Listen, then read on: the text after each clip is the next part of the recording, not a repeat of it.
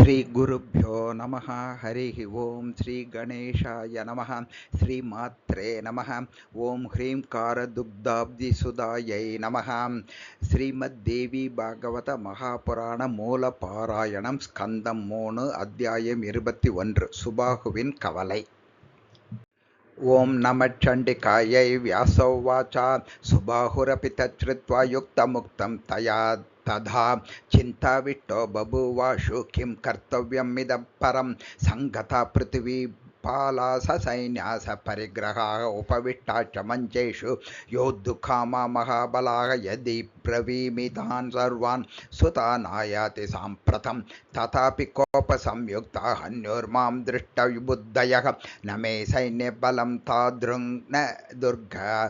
फलमद्भुतं येनाहं नृपतीन् सर्वान् प्रत्यातेष्टुं मिहोत्सहे।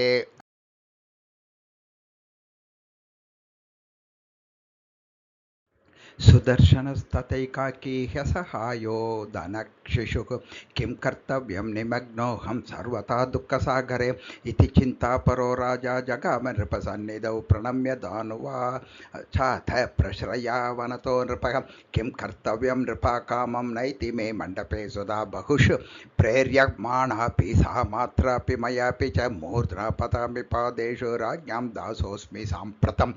पूजादिकं गृहीत्वाद्य व्रजन्तु सदनानि वः तद् ददामि बहुरत्नानि वस्त्राणि च गजान् रथान् गृहीत्वाद्य कृपां कृत्वा व्रजन्तु भवनान् युत न वशे मे सुता बाला यदि म्रियेत केतिता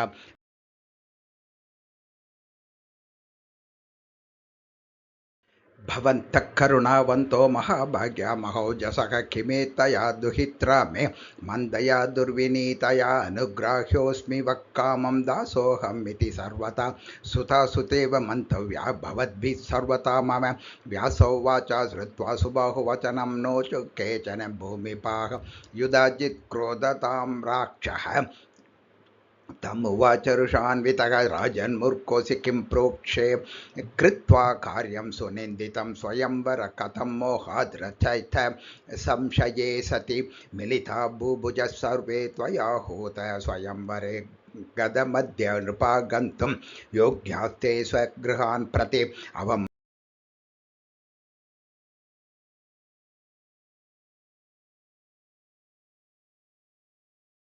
विचार्य पुरुषेणादौ कार्यं वै शुभमिच्छथा आरब्धव्यं त्वया तत्तु कृतं राजन्न जानता एतान् विहाय नृपतीन् फलवाहनसंयुतान् वरं सुदर्शनं कर्तुं कथमिच्छसि साम्प्रतम् अहं त्वां हन्मि पापीष्टं तथा पश्चात् सुदर्शनं दौहित्रायाद्य ते कन्यां दास्यामीति विनिश्चयः मयि तिष्ठति कोऽन्योऽस्ति यः कन्यां हर्तुमिच्छति सुदर्शन कियानत्य निर्धनो निर्फल शिशुः भारद्वाजाश्रमे पूर्वं मुक्तो मुनिकृते मया नाद्याहं मोचयिष्यामि सर्वथा जीवितं शिशोः तस्माद् विचार्य सम्यक् त्वं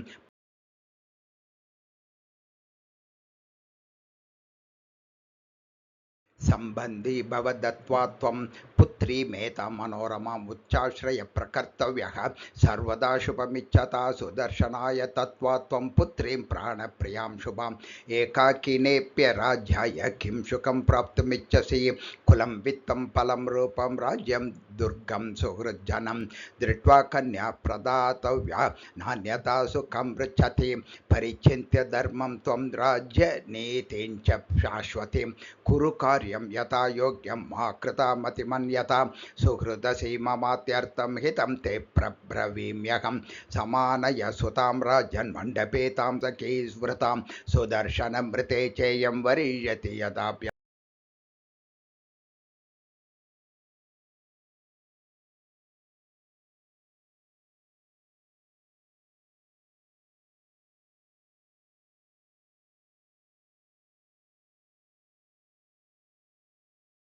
अन्यथाहं हरिष्येद्ये बलात् कन्यामिमां शुभां मा विरोधं सुदुत्साध्यं गच्छ पार्थिव सत्तम। व्यासोवाच युधाजिता समादिष्टः सुबाहुः शोकसंयुतः निःश्वसन् भवनं गत्वा भार्यां प्राह शुचावृतः पुत्रीं ब्रूहि स्वधर्मज्ञे कलहे समुपस्थिते किं कर्तव्यं मया शक्यं त्वत् वशोऽस्मि सुलोचने। व्यासोवाच सहस्रत्वा पतिवाक्यं तु गत्वा प्राह सुदान्तिकं वत्से राजाति दुःखार्तः पिता तेऽद्यापि वर्तते त्वद्धर्ते विग्रह कामं समुत्पन्नोद्य भूभृताम् अन्यं वरय शुश्रोणि सुदर्शनं मृते नृपं यदि सुदर्शनं वत्से हठा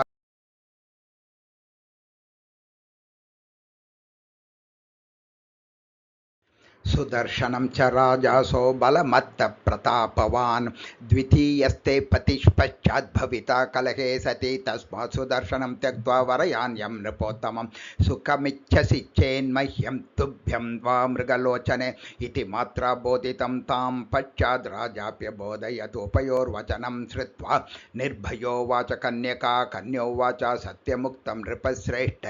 जानासि च व्रतं मम नान्यं वृणोमि भूपाल सुदर्शनमृते क्वचित् विभेषि यदि राजेन्द्र नृपेभ्यः किल कातर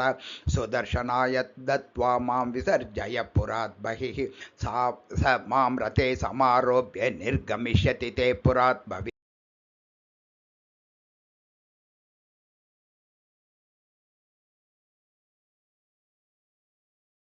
यद्भावी तद्भवत्येव सर्वतात्र न संशयः। राजोवाच न पुत्री साहसं कार्यं मतिबध्नि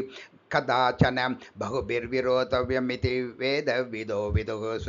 विस्त्रक्ष्यामि कथं कन्यां दत्त्वा राजसुताय च राजानो वैरसंयुक्ताः किन्नु कुर्युरसाम्प्रतं यदि ते रोचते वत्से पणं संविदधाम्यहं जनकेन यथा पूर्वं कृतसीता स्वयंवरे शैवं धनुर्यथा तेन धृतं कृत्वा पणं तथा ददाहमपि तन्वङ्गीकरोम्यद्य दुरासतं विवादो येन राज्ञां वै कृते सति शमं व्रजेत् पालयिष्यति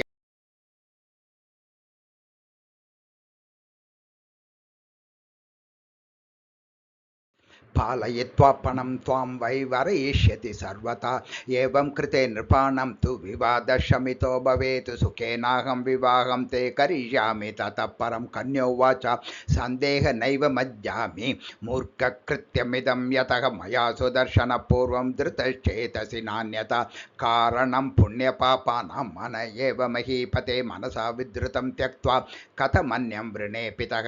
कृते पणे महाराज सर्वेषां वशगाह्यहम् एकपालयिता द्वौ वा बहवो वा भवन्ति चेत् किं कर्तव्यं तदा तात विवादे समुपत्तिते संशयादिष्टते कार्ये मतिं नाहं करोम्यतः मा चिन्तां कुरु विवाहं विधिना कृत्वा संविधास्यति चण्डिका यन्नाम कीर्तनादेव दुःखौघो विलयं व्रजेत् तां स्मृत्वा परमां शक्तिं कुरु कार्यमदन्त्रितः गत्वा वद नृपेत्यस्त्वं कृताञ्जलिपुटोऽद्य वै आगन्तव्यञ्च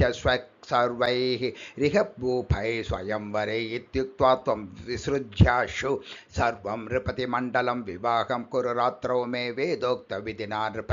पारिपर्हं यथा योग्यं दत्त्वा तस्मै विसर्जय गमिष्यति गृहीत्वा मां दुर्वशन्ति सुतः किल कथाचित्ते नृपा क्रुद्धाः सङ्ग्रामं कर्तुमुद्यताः भविष्यन्ति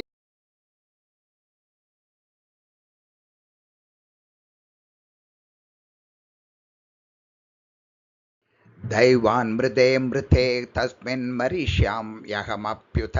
स्वस्तितेस्तु गृहे तिष्ठत् तत्त्वा मां सह सैन्यकः